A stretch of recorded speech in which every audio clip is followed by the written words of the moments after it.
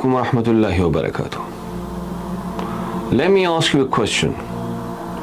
If someone stole your money today, would you panic? If your business collapsed tomorrow, you would worry.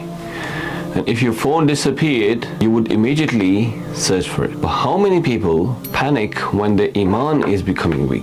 But how many people notice their heart is drifting away from Allah? That is the tragedy of our time. People are terrified of losing dunya, but care less about losing faith. And the most valuable thing you possess is not your wealth, not your career, and not your reputation. It is your Iman.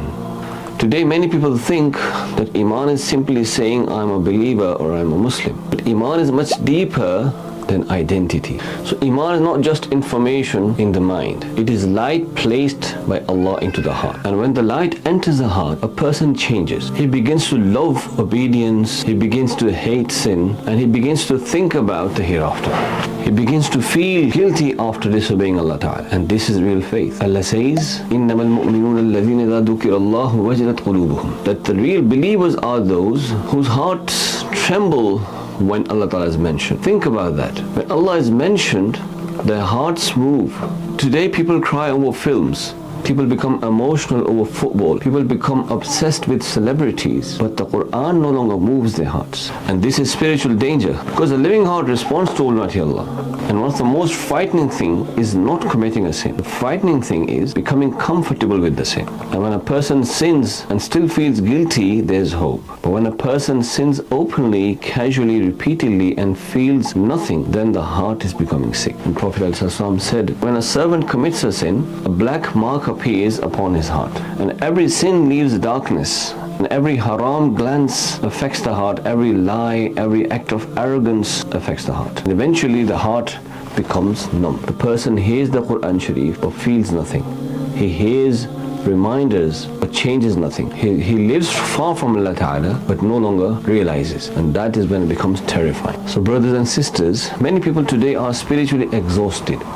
Not because they lack entertainment, and not because they lack technology, not because they lack comfort, because the souls are starving. And the people feed their body constantly but neglect the soul completely. And hours on social media, hours watching videos, hours chasing dunya, but almost no time for Allah Ta'ala. Allah says, أَلَا بِذِكْرِ اللَّهِ تَطْمَئِنُّ الْقُلُوبُ. Indeed, in the remembrance of Allah Ta'ala, do the hearts find peace.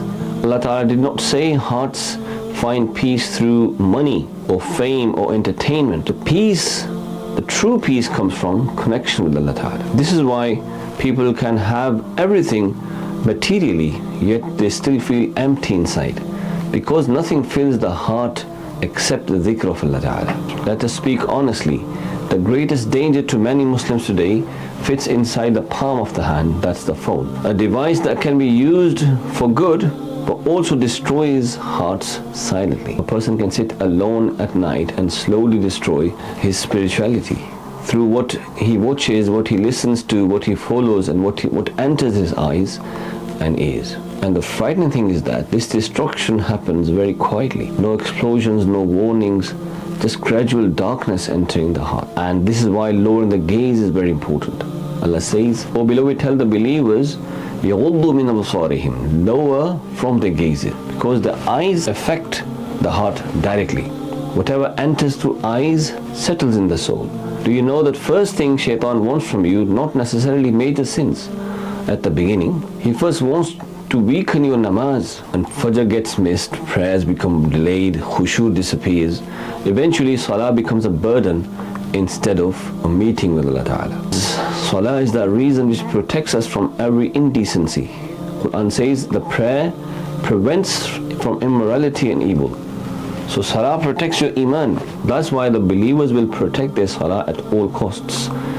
So not praying when convenient and not praying only when it's emotional, but praying consistently even when they're tired, even when busy, even when struggling spiritually and physically.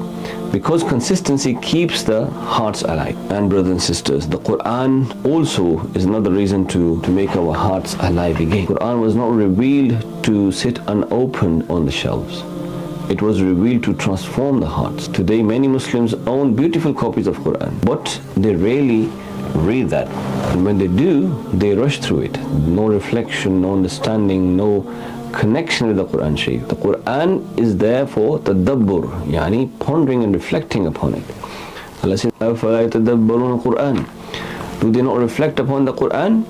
Because the Quran is meant to be healing and light, something that revives the dead hearts. And even a few minutes daily with the Quran sincerely can change your life completely.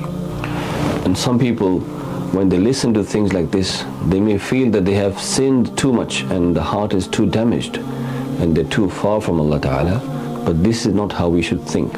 One of the shaitan's greatest tricks is to make people hopeless of the mercy of Allah Ta'ala. Allah says, "La taqnatu min rahmatillah." Do not despair of Allah's mercy. As long as you're breathing, as long as you are alive, till the last breath, the door of Tawbah remains open. Return to Allah. Even if you fall again, return again. Cry before Allah Ta'ala. Beg Allah Ta'ala for guidance and ask Allah to heal your heart. Al-Qadriyyah himself used to repeat constantly, Ya muqallib al-qulub, thabbit qalbi ala dinik. O the turner of the hearts, keep my heart firm upon your religion. So if the Prophet ﷺ made this dua regularly, then how desperately do we need that? One day, your money, your wealth, your status will remain behind. Your houses will belong to someone else. Your car will belong to someone else. Clothes, your possessions, your wealth, your status, your social media, everything will disappear. But one thing will travel with you into the grave, and that is your Īmān. That is why the greatest success is not becoming rich.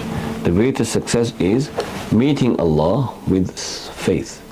May Allah protect our hearts, protect our children. May Allah never allow our hearts to drift away from Allah. Wa alaikum assalam wa rahmatullah.